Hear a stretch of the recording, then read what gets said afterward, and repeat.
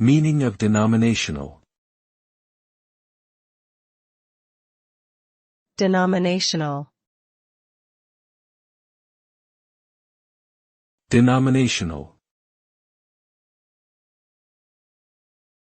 Denominational. Denominational.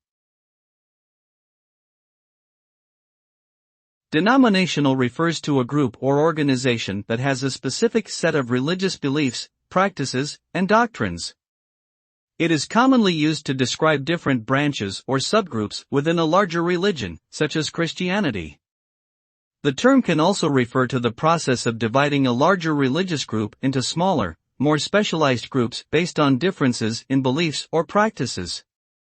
This division of beliefs and practices can often lead to disagreements and even conflicts between different denominations, making it a complex and sensitive topic in the field of religion.